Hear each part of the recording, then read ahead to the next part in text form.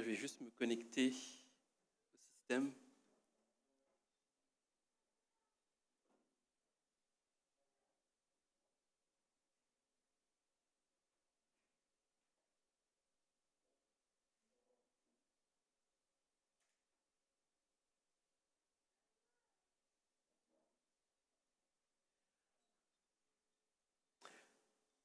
Ok. Ça va, vous n'avez pas trop chaud? Non, ça va. Alors, sans plus tarder, je vous invite à ouvrir vos Bibles dans Matthieu, chapitre 13. Matthieu, chapitre 13, à partir du verset 24.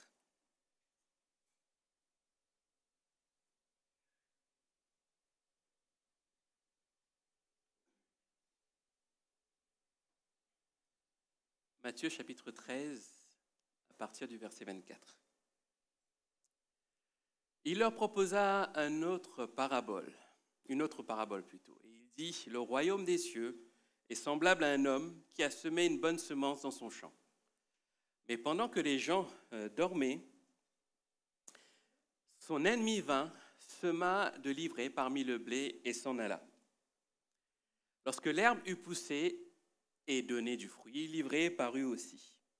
Les serviteurs du maître de la maison vinrent lui dire, « Seigneur, n'as-tu pas semé une bonne semence dans ton champ? D'où vient donc cette ivraie ?» Il leur répondit, « C'est un ennemi qui a fait cela. » Et les serviteurs lui dirent, « Veux-tu que nous allons l'arracher ?» « Non, dit-il, de peur qu'en arrachant l'ivraie, vous ne déraciniez en même temps le blé. Laissez croître ensemble l'un et l'autre jusqu'à la moisson. Et à l'époque de la moisson, je dirai au moissonneur, arrachez d'abord l'ivraie et liez-la en germe pour la brûler, mais amassez le blé dans mon grenier. Amen. » Ensuite, nous continuons la lecture dans le même chapitre au verset 36.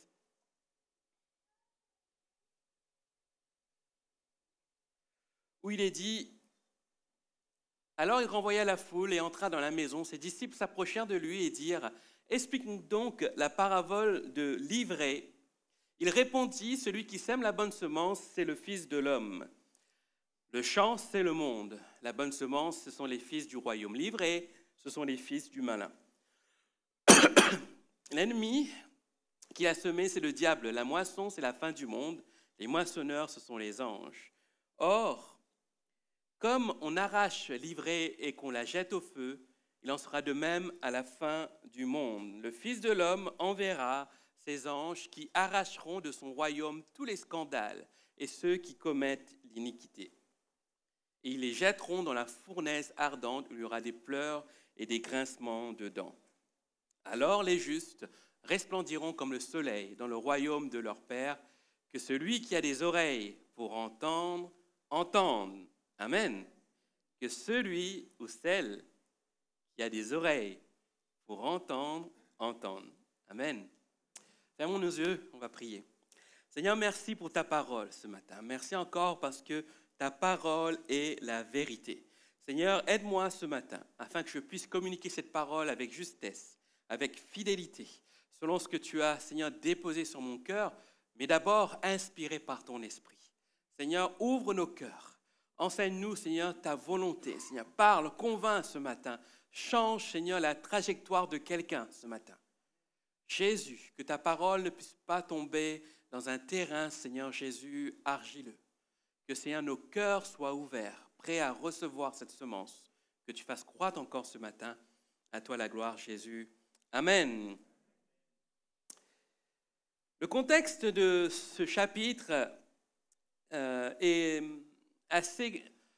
c'est un chapitre plutôt qui rentre dans une transition. Au chapitre 12, Jésus ne parlait pas du tout en parabole et à partir du chapitre 13, on voit que tout le chapitre est constitué de paraboles. La parabole du semeur, du verset 1 à 23, la parabole de l'ivraie que nous venons de lire, 24 à 30, et Jésus donne une explication 26 à 43, la parabole du grain de moutarde, la parabole du levain, la parabole du trésor caché, la parabole de la perle de grand prix et la parabole du filet. Il y a 7 paraboles. cette parabole par laquelle Jésus a choisi de parler. Ces paraboles sont souvent appelées paraboles du royaume. Elles révèlent que le règne de Dieu est présent, mais caché, progressif, précieux, et demande aussi une réponse personnelle. Pourquoi Jésus s'est soudain mis à parler en paraboles? La réponse, nous l'avons au chapitre 12. Quand on regarde le chapitre 12, et je vous inviterai à lire chez vous, par 3 fois, les pharisiens vont essayer de déstabiliser Jésus-Christ. On peut le voir dans Matthieu 12, versets 1 à 8. Ils vont poser cette question à Jésus sur la non-observation du sabbat par ses disciples. Tes disciples mangent des épis arrachés. Ce n'est pas normal. La deuxième fois, c'est Matthieu 12, versets 9 à 21, où il est question de la guérison de l'homme à la main sèche. Et il va dire à Jésus, poser cette question à Jésus, est-il permis de guérir quelqu'un le jour du sabbat? Ensuite, la troisième fois, versets 22 à 37, il s'agit de la délivrance et de la guérison des démoniaques aveugles et muets. Ils accusent Jésus de chasser les démons par Belzébuth. Par 3 fois, ils viennent perturber l'enseignement de Jésus. Par 3 fois, ils viennent faire en sorte que Jésus ne puisse pas donner ce message qu'il a pour le peuple. Alors on imagine un peu Jésus agacé, même plus qu'agacé, il est en colère. D'ailleurs, on peut le voir plus loin, il va dire ceci, versets 34 à 35, « Race de vipères ». Il va leur dire « race de vipères ». Il va leur dire aussi que vous êtes méchants, méchants comme vous l'êtes, car c'est de l'abondance du cœur que la bouche parle. Mais l'homme bon tire de bonnes choses de son bon trésor, et l'homme méchant tire de mauvaises choses de son mauvais trésor. Jésus est en train de leur dire que leur fruit est mauvais. Jésus est en train de leur dire que leur fruit est toxique. Ils pensent, eux, ces pharisiens, ces religieux, être dans la vérité, mais au final, ce sont des mauvaises personnes. Ce sont des personnes méchantes. Et les événements du chapitre 12 se passent le même jour que les événements du chapitre 13. Parce que dès qu'on lit le premier verset du chapitre 13, il est dit « Ce même jour, Jésus sortit de la maison et s'assit au bord de la mer. » On comprend mieux pourquoi Jésus va changer de stratégie. Et cette stratégie va se voir au chapitre 13 et va marquer une transition importante. Jésus commence à parler en parabole, non pas pour clarifier son message, mais pour confondre ces religieux, car ils ne comprendront pas le fond du message. C'est pour ça qu'il termine en disant que celui qui a des oreilles pour entendre, entende. Parce que dans la foule, il y aura des personnes qui vont comprendre et saisir cette parabole parce que leur cœur était disposé. Et ce qu'on voit aussi, c'est que Jésus va parler en parabole à la foule, mais en privé, avec ses disciples, il va prendre le temps de leur expliquer. Voilà ce que c'est que le champ, voilà ce que c'est que la moisson, voilà ce que c'est que le maître, etc., etc., etc. Il va leur apporter un éclaircissement sur ce qu'il va dire. Mais tous ces événements du chapitre 13 n'est que le résultat de ce qui s'est passé au chapitre 13. Ceux qui ont des oreilles spirituelles vont entendre, et les autres seront voilés, car leur cœur demeurera endurci. Jésus va parler à une foule capable de comprendre aussi les images qu'il va donner. Car ces images de l'ivraie, du semeur, etc., etc., parlent à la foule. Ces images font partie de leur quotidien. Et quand on regarde plus particulièrement le texte que je vous ai lu en introduction, ce texte-là, nous pouvons le considérer de 2 manières. La première approche, c'est une approche eschatologique, c'est-à-dire dans la fin des temps, où Dieu séparera le blé, les enfants de Dieu des nouveaux, les enfants de Dieu authentiques, d'avec l'ivraie, les enfants du monde. Ça, c'est la première approche, l'approche la plus globale, et c'est ce que Jésus va enseigner. Mais derrière cela aussi, il y a une autre approche que Jésus veut aussi emmener à ce peuple-là, une approche plus pédagogique et d'avertissement, où Jésus enseigne indirectement à ceux qui se croient être de bons grains, mais vivent comme de l'ivraie, il s'adresse à eux comme un appel implicite à l'examen de soi et à la repentance. Parce que lorsque Jésus va parler de ça, il va à la fois condamner les religieux, mais Jésus condamne leur attitude, mais ne les empêche pas de changer, n'est-ce pas? Et quand il va parler de cette parabole, c'est aussi l'occasion pour eux de considérer que leur approche est mauvaise et que c'est le temps de se repentir, de changer de chemin. Et cette deuxième approche correspondrait au contexte de l'époque où les religieux se croient être de bon grain, mais en réalité, ce sont de l'ivraies. Et il y a un mot pour définir leur comportement. Ce sont des usurpateurs. Qu'est-ce qu'un usurpateur? Un usurpateur est une personne qui prend une place, un rôle ou une autorité sans avoir le droit ou la légitimité. Je répète, un usurpateur est une personne qui prend une place, un rôle ou une autorité sans avoir le droit ou la légitimité. Et cet usurpateur donne l'impression d'être légitime, mais il n'a pas été reconnu, envoyé ou autorisé pour ce qu'il fait. Et c'est la définition des religieux de l'époque. Ils prennent une place, un rôle, une autorité sans avoir le droit ou la légitimité spirituelle ou le sceau de Dieu. Rappelez-vous, j'en ai parlé il y a quelque temps de cela, les pharisiens ont pris de la place après que Israël soit envahi par plusieurs nations grecques. Il y a eu plusieurs mélanges avec l'Empire romain. Et pour sauver un peu le culte à Yahvé, ils ont pris cette place en disant « nous allons faire en sorte de mettre des instructions pour que le peuple suive la loi de Dieu ». Mais derrière, cette volonté première, qui était peut-être bonne, s'est transformée en de la religiosité nocive. Et ce qu'on peut voir, c'est à l'époque de Jésus, on est arrivé à là en fait. Ce sont des personnes qui se prétendent authentiques, fidèles à Dieu, mais au fond de leur cœur, ils sont toxiques. Leur fruit est toxique. À l'époque, il existait des usurpateurs comme les religieux, les pharisiens, les sadducéens, les scribes, etc. Mais malheureusement, il en existe aussi de nos jours, même dans nos milieux. Ce sont des personnes qui se prétendent disciples de Christ sans réellement vivre selon les enseignements de Jésus, ni avoir été transformés intérieurement par une foi authentique et sans démontrer les fruits. Et Jésus en parle très clairement dans les évangiles, notamment dans Matthieu 7, 21 à 23, où il va dire ceci: « Ceux qui me disent « Seigneur, Seigneur », n'entreront pas tous dans le royaume des cieux, mais celui-là seul qui fait la volonté de mon Père qui est dans les cieux. Plusieurs me diront en ce jour-là, Seigneur, Seigneur, n'avons-nous pas prophétisé en ton nom? N'avons-nous pas chassé des démons en ton nom? N'avons-nous pas fait beaucoup de miracles par ton nom? Alors, je leur dirai ouvertement, je ne vous ai jamais connu. Retirez-vous de moi, vous qui commettez l'iniquité. » C'est fort quand même. Et Jésus s'adresse à des personnes, à des usurpateurs. Alors ma question ce matin, bien-aimés, une question peut-être qui va vous choquer. Es-tu un usurpateur? Waouh! Qu'est-ce qu'il raconte ce pasteur? C'est la dernière fois que je viens dans cette église. Es-tu un usurpateur? C'est le titre de mon message ce matin.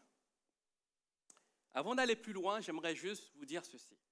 Le but de mon message ce matin n'est pas de pointer du doigt, n'est pas de juger, n'est pas de stigmatiser quelqu'un. Comme Jésus, je souhaite ce matin parler au cœur pour que chacun se positionne dans sa foi.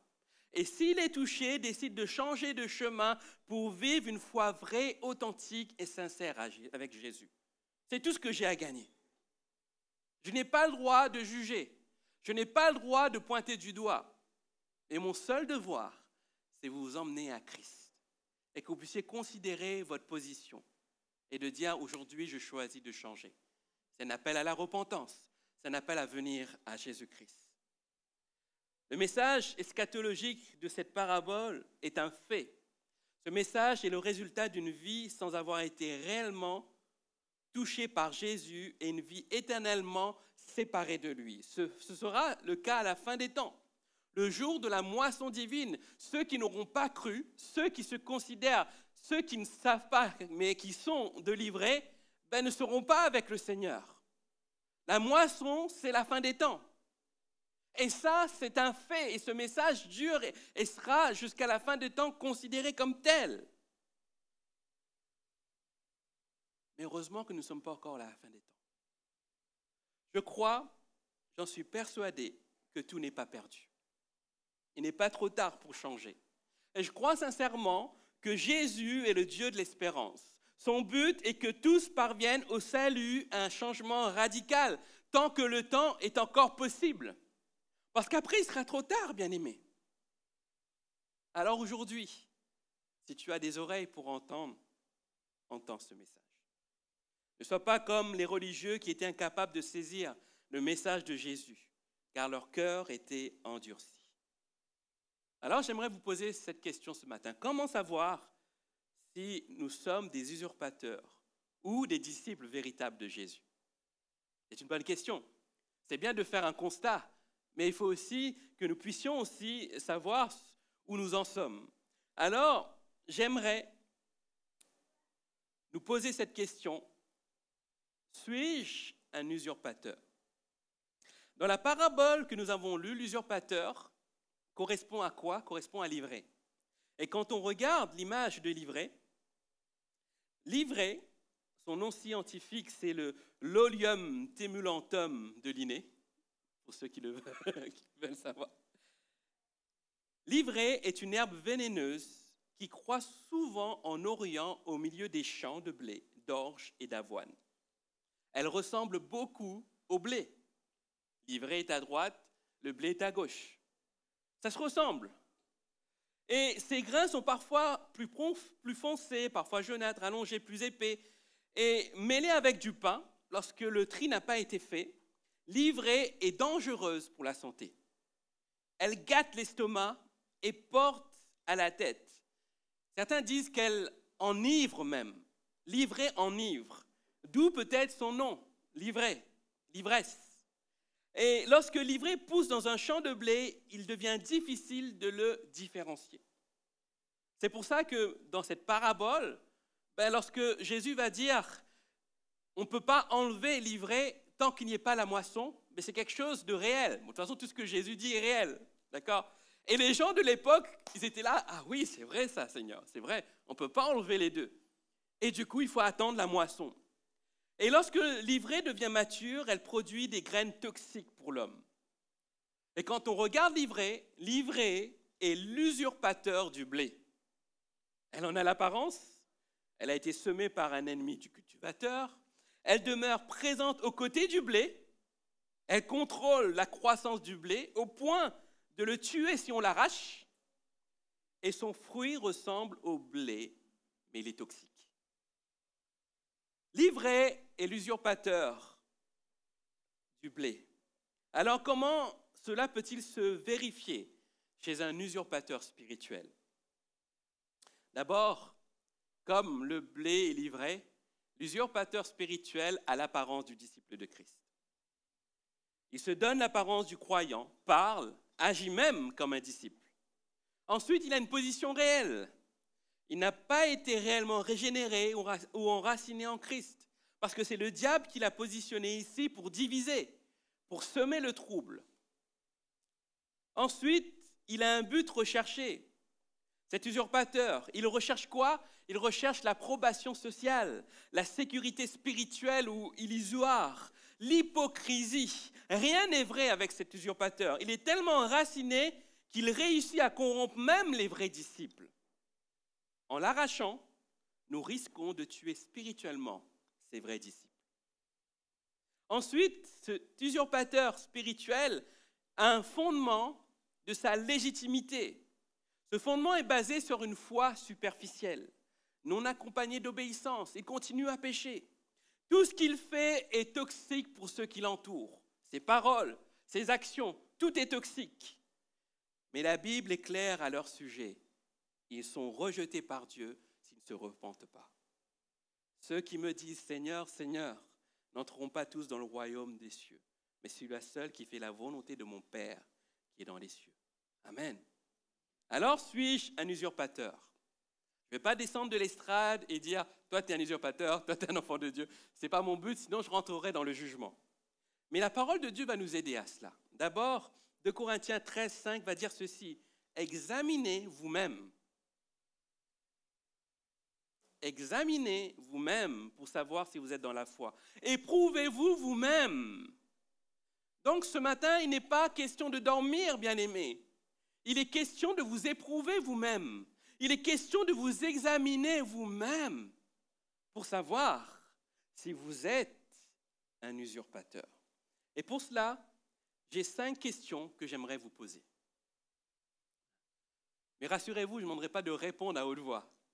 C'est une question que vous allez répondre dans votre cœur. La première question concerne votre identité spirituelle. Suis-je réellement né de nouveau? Ou est-ce que je me contente d'une apparence religieuse? C'est une question que je dois me poser. Suis-je réellement né de nouveau? Ou je me contente seulement d'une apparence? Je viens à l'église, je m'habille bien, c'est le dimanche. Je me sens bien quand je suis là. Mais quand je quitte ces lieux, je reviens dans ma boue. Je reviens à ce que je suis. Ça, c'est une apparence religieuse. Pourtant, la parole de Dieu nous dit, si quelqu'un est en Christ, il est une nouvelle créature. Les choses anciennes sont passées, toutes choses sont devenues nouvelles. J'aime bien la traduction grecque qui dit, ainsi donc, si quelqu'un est en Christ, il est une création nouvelle, les choses anciennes se sont éloignées, voici que tout est devenu nouveau. Et dans le grec, le texte original, il y a une notion de progression. Il y a à la fois une action achevée, créature nouvelle, mais à la fois une notion de progression dont les effets persistent dans le présent. Ça veut dire que quand on devient une créature, derrière, l'homme nouveau prend sa place. La femme nouvelle prend sa place. Et on commence à porter du fruit de cet homme nouveau. Et cette action persiste dans le temps. Alors, est-ce que tu es né de nouveau ou c'est juste l'apparence? Deuxième question concernant ma relation avec Dieu. Est-ce que je cherche Dieu lui-même pour ce qu'il est, dans la prière, dans la parole, ou seulement pour ses bénédictions? Est-ce que je considère Dieu seulement comme un distributeur automatique? Ou j'exige de lui, mais derrière moi, je ne fais pas ma part. Je ne l'adore pas, je ne prends pas du temps pour lui. La troisième question concerne mon obéissance à Dieu. Est-ce qu'il existe un aspect de ma vie où je choisis consciemment de désobéir à Jésus? Un péché ou des péchés que je n'ai pas encore confessés ni abandonnés? Toujours une question à se poser. Quatrième question concerne ma relation avec les autres. Est-ce que je sers les autres avec amour ou est-ce que je cherche à me faire remarquer ou à contrôler? De quelle manière sers-tu? Ensuite, cinquième question qui concerne mon engagement avec Jésus. Suis-je prêt à perdre ma réputation, mon confort, si Jésus me le demandait? Ah! Oh pasteur, oui, je peux changer de chaise, je peux changer de rang, je peux me mettre à gauche ou à droite. Ce n'est pas ça qu'il est question, ce n'est pas ça le confort. C'est se dire si Jésus te demande aujourd'hui, change de trajectoire dans ta vie personnelle, professionnelle, est-ce que tu es prêt à l'obéir? Ça, c'est un marqueur aussi d'une nouvelle vie. Une vie dans l'obéissance à Dieu. Non pas dans l'obéissance au pasteur, d'accord? Dans l'obéissance à Dieu. Ensuite, sixième question concerne les fruits visibles. Ma vie manifeste-t-elle le fruit de l'esprit de manière visible et reconnaissable par les autres? Ou suis-je une influence toxique pour ceux qui m'entourent? Waouh! Suis-je une influence toxique pour ceux qui m'entourent? Galates 5, 22, 23 nous dit que le fruit de l'esprit, non pas les fruits, le fruit de l'esprit, c'est l'amour, la joie, la paix, la patience, la bonté, la bienveillance ou la bénignité, la fidélité, la douceur, la tempérance. La loi n'est pas contre ces choses. Est-ce que tu manifestes le fruit de l'amour? Une capacité à aimer sans condition, à se soucier sincèrement des autres? Ou, au contraire, tu es égoïste, tu es rempli de haine et tu es indifférent aux autres? L'autre fruit qui concerne contre-fruit de l'amour, on n'en parle pas souvent, mais ça concerne beaucoup les églises, c'est la médisance. Qu'est-ce que la médisance? La médisance, c'est l'action de dire du mal d'une personne en son absence, d'une manière volontaire ou malveillante, même si les faits sont vrais, n'est-ce pas? Ah, tu as vu un tel, il a fait ci, il a fait ça, il a fait ça. C'est la médisance. Et on tolère trop la médisance dans nos milieux. Et pourtant, Jacques 4, verset 11 nous dit « Ne parlez point mal les uns des autres, frères. Celui qui parle mal d'un frère ou qui juge son frère parle mal de la loi et juge la loi. Or, si tu juges la loi, tu n'es pas observateur de la loi, mais tu en es juge. » L'amour inconditionnel. Même si l'autre a fauté, quel est mon devoir? Ce n'est pas de parler sur son dos, c'est d'aller le voir. C'est biblique. Prends des témoins avec toi, va le voir. Parle-lui avec amour. Ne viens pas en tant que juge et applicateur des peines. Tu as péché. Le salaire du péché, c'est la mort. Tu ne peux plus rien faire pour toi. Ça, ce n'est pas l'amour de Dieu. C'est de dire, mon frère, je t'ai vu faire ça. J'aimerais qu'on en parle avec amour. J'aimerais prier avec toi. J'aimerais t'aider. Qu'est-ce que je peux faire pour t'accompagner? Je ne suis pas mieux que toi. Moi aussi, il m'arrive aussi parfois de pécher. Mais j'aimerais t'aimer. J'aimerais t'accompagner. Ce n'est pas ça que l'amour envers notre prochain, que Jésus veut qu'on exerce. C'est difficile ça, mais tellement plus facile de critiquer les personnes, n'est-ce pas? Tellement plus facile de juger une personne parce qu'on ne se mouille pas. Vous savez, on le voit maintenant de plus en plus sur les phénomènes des réseaux sociaux, surtout sur Twitter, etc. Alors, tout de suite, on donne notre avis et on se cache derrière notre écran. Des fois, derrière un pseudonyme. Personne ne viendra nous arrêter, personne ne viendra nous dire « Hey, ce que tu fais n'est pas bon !» Et si ça devient trop difficile, ben, tu bloques ton compte, tu bloques la personne.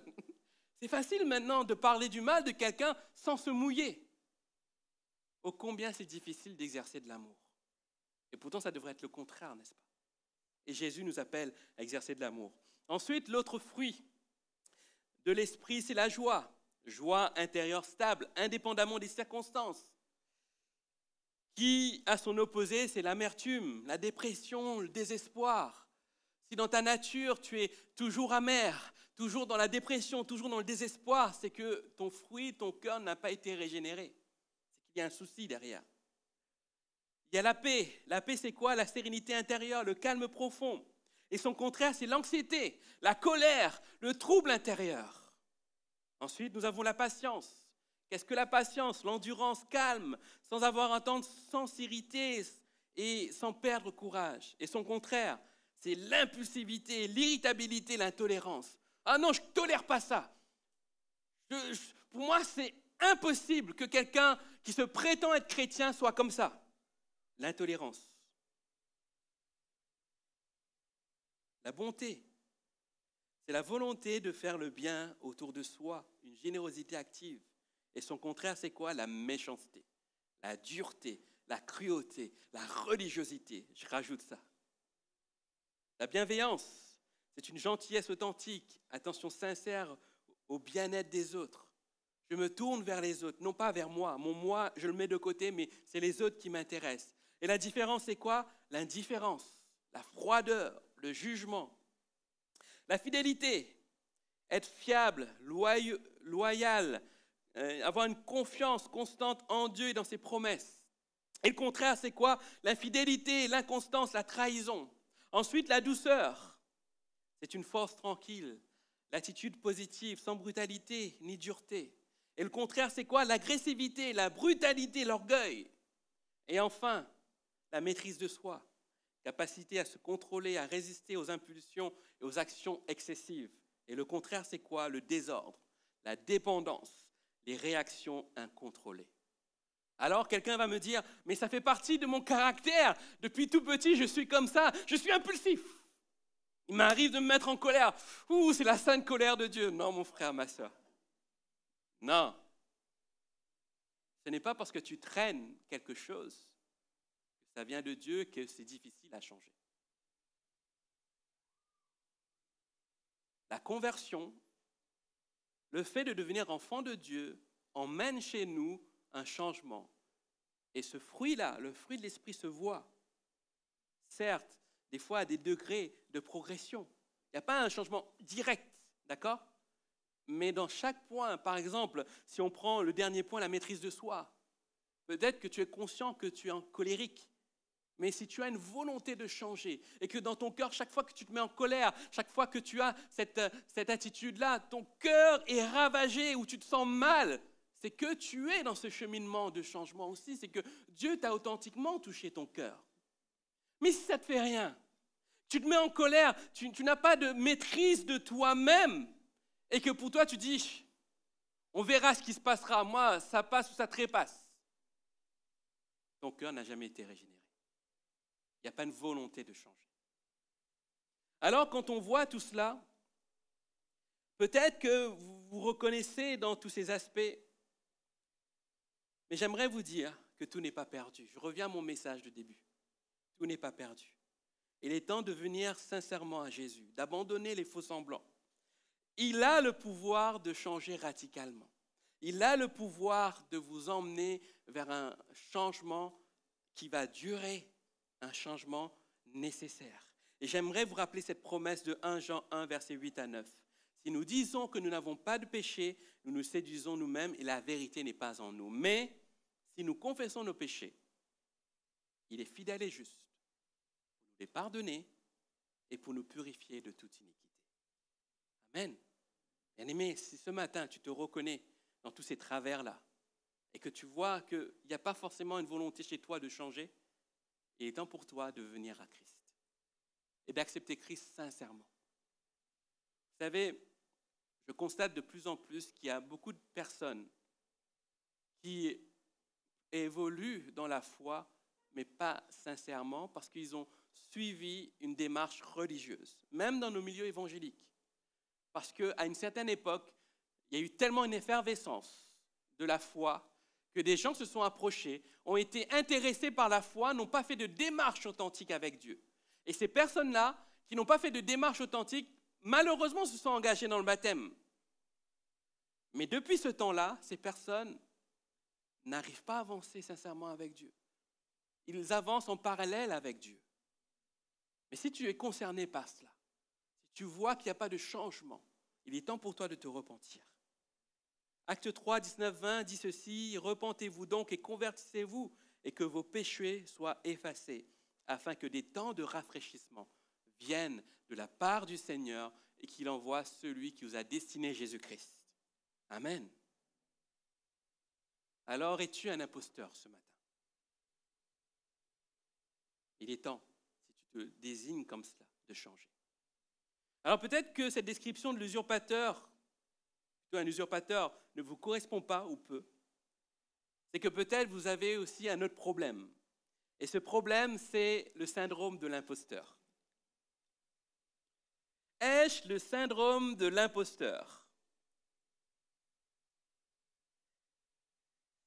Le syndrome de l'imposteur est un phénomène psychologique dans lequel une personne doute de ses compétences, de ses réalisations, de sa légitimité, malgré des preuves objectives de sa réussite. Elle a l'impression de tromper les autres et craint d'être démasquée comme une fraude. Quelles sont les conséquences possibles? Stress, anxiété, blocage professionnel, épuisement émotionnel, baisse de l'estime de soi. Mais la description que je vous ai faite, c'est une description psychologique. Mais aussi, on peut trouver aussi, comme l'usurpateur, des personnes qui sont dans un syndrome de l'imposteur spirituel. Et le syndrome de l'imposteur spirituel ou chrétien est une lutte intérieure dans laquelle un croyant, bien qu'ayant reçu le salut par grâce en Jésus-Christ, doute profondément de sa légitimité personnelle. Ce croyant se sent indigne, oui, indigne de l'amour de Dieu, craint d'être un faux disciple et vit avec la peur d'être démasqué comme un chrétien qui n'est pas assez bien. Le croyant qui a le syndrome de l'imposteur, il est né de nouveau, c'est clair. Dieu a changé sa vie, mais il se laisse avoir par des doutes qui le font penser que c'est un imposteur. Et quelles sont les conséquences chez lui, chez cette personne qui a le syndrome de l'imposteur? Il a une foi affaiblie par le doute. Le chrétien doute constamment de son salut, de sa valeur, de son identité en Christ. Il vit avec la peur de ne pas être vraiment ou assez sauvé, de ne pas être assez bon pour Dieu. Il confond conviction du Saint-Esprit avec condamnation intérieure permanente. Il a une culpabilité chronique mal gérée, c'est-à-dire que le croyant a du mal à recevoir le pardon de Dieu. Même si Dieu le pardonne, il dit non, je ne suis pas assez bien. Non, Seigneur, tu ne peux pas me pardonner. Il s'enferme dans une spirale de honte et pense devoir se racheter. Oui, Dieu m'a pardonné, mais je dois faire quelque chose encore. Je dois faire encore ça. Je dois faire encore ça. Comme si que tout n'était pas accompli à la croix. Cette personne relit son histoire à travers ses échecs et non à travers la croix de Christ. Et cette personne a une paralysie spirituelle, c'est-à-dire que ce chrétien-là n'ose pas servir ou répondre à l'appel de Dieu, pensant ne pas être à la hauteur. Il refuse des responsabilités ou les accepte à contre-cœur avec angoisse. Il s'auto-sabote en anticipant l'échec. Cette personne a une relation distante avec Dieu et les autres. Ça veut dire que sa prière devient un moment d'auto-accusation plutôt que d'intimité avec Dieu. Oui, je sais, je ne suis pas bien, Seigneur. Oui, je sais, j'ai mal agi. Seigneur, je ne suis pas digne de toi. Seigneur, je suis quelqu'un de mauvais. Auto-accusation. Et pourtant, lorsque Dieu pardonne, il pardonne. Cette personne évite le temps avec Dieu par honte. Oh non, j'ai péché. Je ne peux plus venir dans la présence de Dieu. Cette personne a du mal à croire que les autres chrétiens l'acceptent réellement. Donc il se ferme ou il s'enferme et joue un rôle. Cette personne n'arrive pas à s'identifier comme un fils ou une fille de Dieu. L'autre conséquence, c'est la performance religieuse au lieu de la grâce. C'est-à-dire que cette personne va servir Dieu pour mériter plutôt que par reconnaissance. Cette personne va tomber dans l'activisme, l'épuisement ou la comparaison. Et cette personne lie son identité à ce qu'il fait, non pas ce que Christ a fait pour lui. L'autre conséquence, c'est son identité instable et vulnérable à l'ennemi. Le chrétien devient vulnérable aux mensonges du diable. Dieu ne t'a pas vraiment pardonné. On a tous entendu cette parole dans notre tête. Dieu ne t'a vraiment pardonné. Tu n'es pas digne. Tu n'es pas digne. Oh, tu fais semblant. Tu es là le dimanche, tu fais semblant. Et cette personne qui a une identité instable et vulnérable à l'ennemi, cette personne-là oublie la vérité de la parole de Dieu, l'amour de Dieu, la grâce de Dieu. Et cette personne, finalement, devient inconsolable spirituellement. Elle est comme dans une spirale infernale. En résumé, le syndrome de l'imposteur empêche le chrétien d'avancer avec assurance dans la foi, de s'approprier son adoption en Christ, de vivre une relation libre et intime avec Dieu et d'accomplir pleinement sa mission. Que faire si nous arrivons à un constat ce matin? Si tu arrives à ce constat, si tu te reconnais dans cette description du syndrome de l'imposteur, c'est que c'est déjà bien pour toi. Pourquoi? Parce que c'est un premier pas crucial vers la libération, la reconnaissance de son état. Reconnaître la lutte est le début du chemin vers la guérison.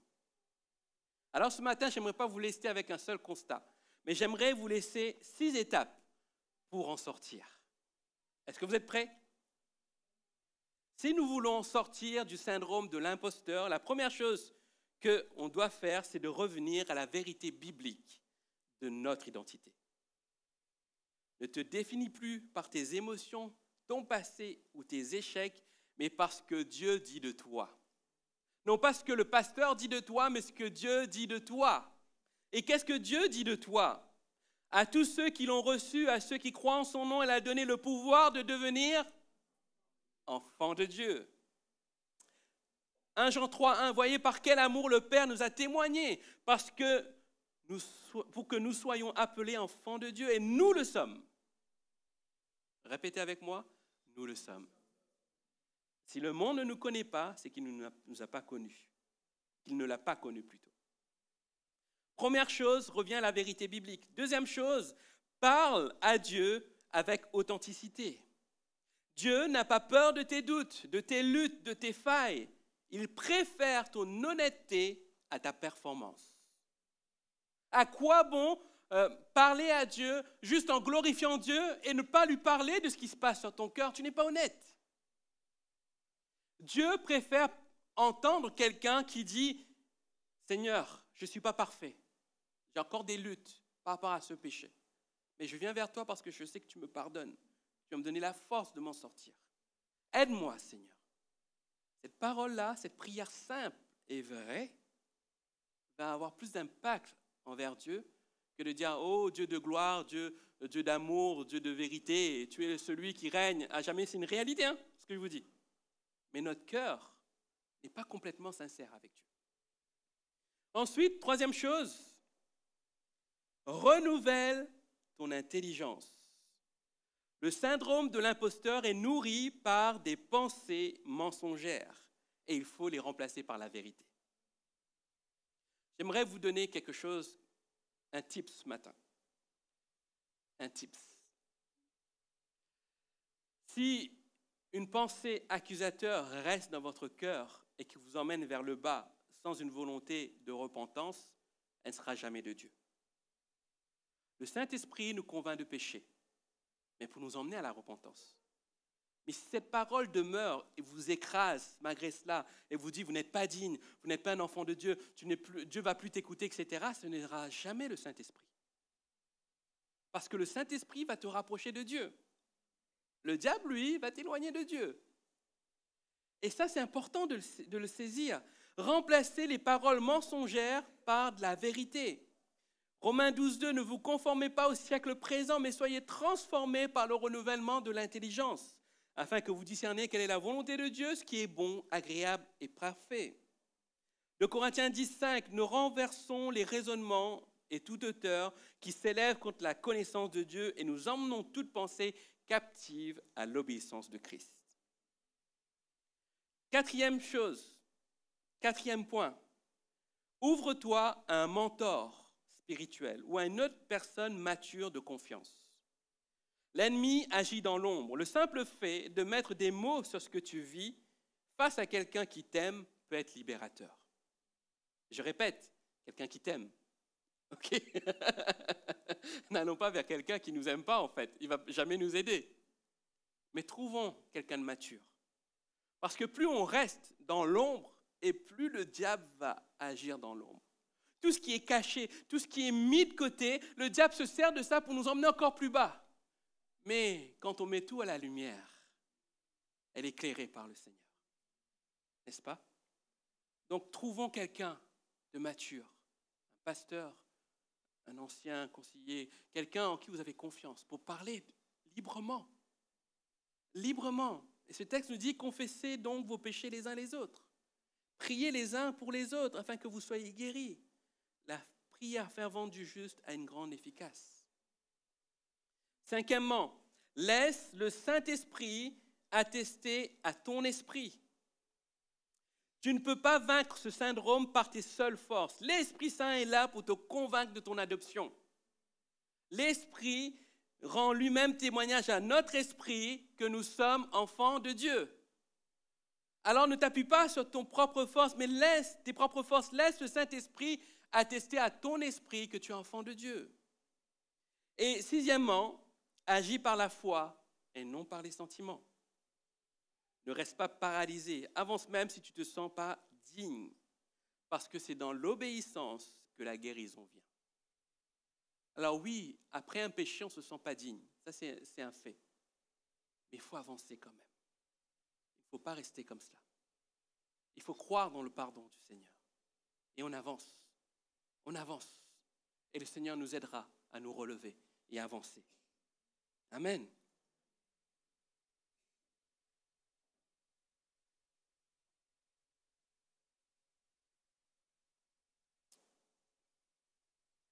2 Timothée 1,7 nous dit « Car ce n'est pas un esprit de timidité que Dieu nous a donné, mais un esprit de force, d'amour et de sagesse. » En résumé, si je ne me sens pas à la hauteur,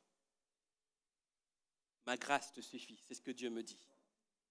Si je me sens comme une fraude, la Bible dit que je suis son enfant.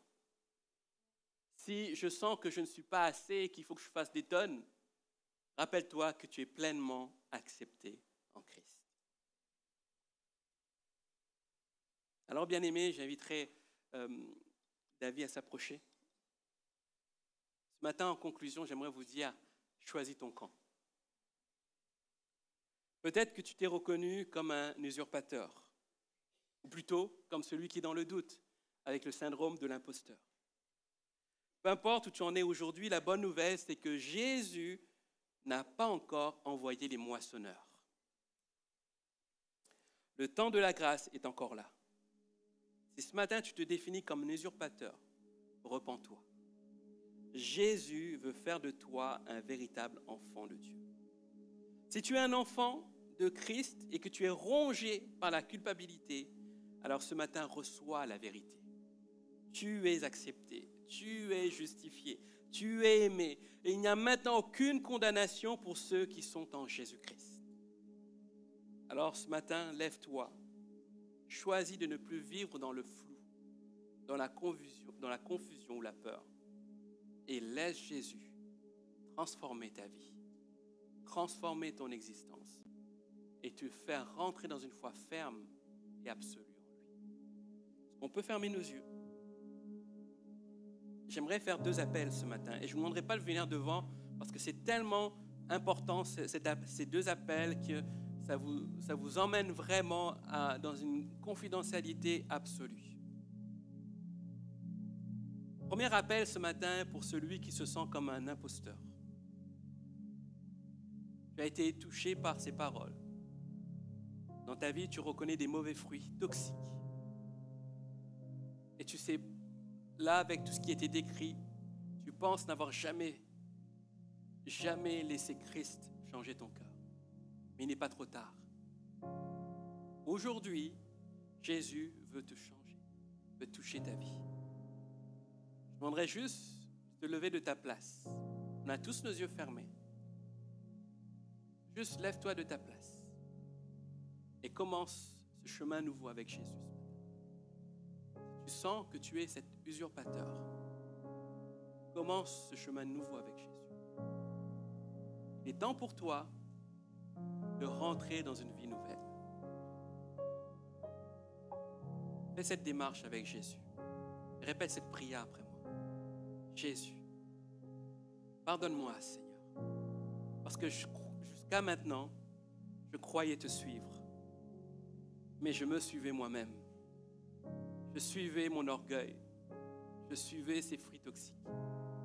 Aujourd'hui, je décide de changer. Je veux que tu demeures pleinement dans mon cœur. Tu fais de moi cet enfant de Dieu. Que des fruits nouveaux soient manifestes dans ma vie. Que le fruit de l'esprit puisse jaillir de mon cœur et que ma vie s'en trouve changée. Aujourd'hui, je prends cette décision de te suivre et d'être authentique avec toi. Je ne veux plus du faux semblant, mais je veux être vrai et sincère avec toi. Alors fais cette œuvre dans mon cœur ce matin. Amen. Deuxième appel est pour celui qui a le syndrome de l'imposteur. Tu as été touché par ces paroles ce matin. Et tu te dis, oui, je suis dans ce syndrome de l'imposteur.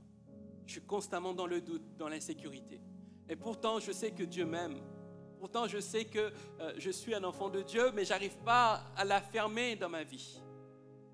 Et peut-être pourtant, toi, le temps aujourd'hui d'affirmer qui tu es, ton identité, et que Jésus est capable de t'emmener pleinement à vivre ce que tu es, d'après son regard, non pas ton regard. Alors si tu te sens concerné par ce syndrome de l'imposteur, lève-toi de ta place ce matin. Lève-toi de ta place et je prierai pour toi.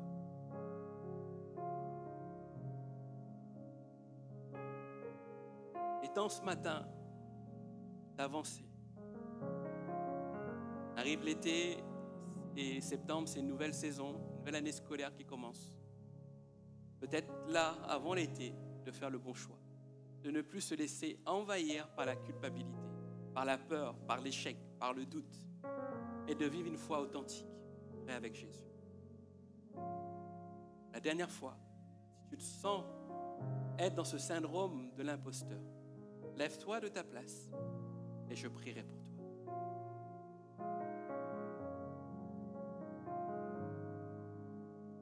Seigneur, je te prie, Jésus, de bénir mes bien-aimés.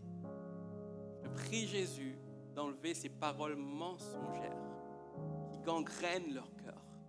Seigneur, qu'ils puissent, Seigneur, te voir quand ils se regardent. Que leur regard se transforme, Seigneur, dans ce que toi, Seigneur, tu vois d'eux. Les enfants de Dieu, les enfants rachetés, pardonnés, Seigneur Jésus, lavés de leurs péchés. Seigneur, je te prie, Jésus, de les accompagner, Seigneur, à vivre cette nouveauté de vie. Non pas, Seigneur, indexée par les circonstances, mais avec une foi sincère, Seigneur, graduelle et efficace. Seigneur, bannis la peur, bannis la crainte, bannis le doute et emmène-les, Seigneur Jésus, vers une foi authentique. Merci pour leur vie, Jésus. À toi seul la gloire, Seigneur. Amen. Seigneur, je te prie pour celui ou celle qui n'a pas eu le courage de se lever ce matin. Que cette parole continue dans leur cœur. Que des décisions soient prises. Seigneur, parce que nous sommes dans les temps de la fin. On ne peut pas se permettre, Seigneur, d'être parmi ceux que tu vas retrancher. Ceux qui ne seront pas avec toi pour l'éternité. Seigneur, ne permets pas qu'un bien-aimé ce matin parte sans qu'il y ait un déclenchement dans son cœur de changement. Fais cette œuvre, Jésus. Au nom de Jésus-Christ. Amen. Amen. Que le Seigneur soit béni. Que Dieu vous bénisse. N'hésitez pas, avec les pasteurs, nous sommes à votre disposition si vous voulez échanger et discuter. Sans jugement, sans crainte. Notre désir, c'est que vous soyez au plus près du Seigneur. Amen.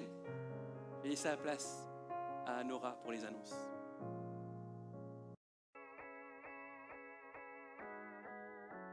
Bienvenue à l'église La Porte.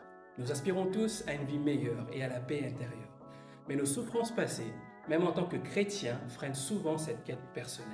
Notre église veut être cette église hôpital, centrée sur Jésus pour soigner, équiper et faire des disciples épanouis.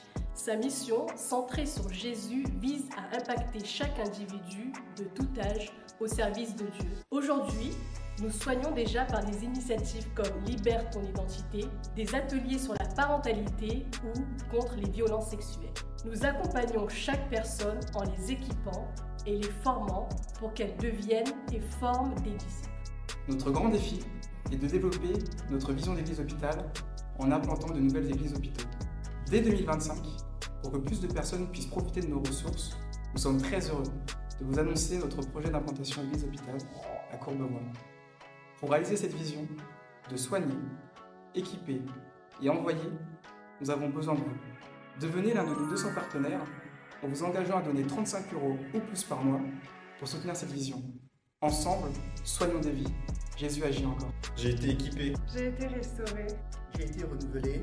J'ai été transformé. Nous sommes heureux de pouvoir être partenaires de l'église La Porte. Je suis un partenaire et un fier partenaire de l'église La Porte. Je suis partenaire de l'église La Porte. Jésus agit encore. Jésus agit encore. Jésus agit encore. On veut vous le dire que Jésus agit encore et que le Seigneur veut agir de manière extraordinaire dans les cœurs et dans les vies.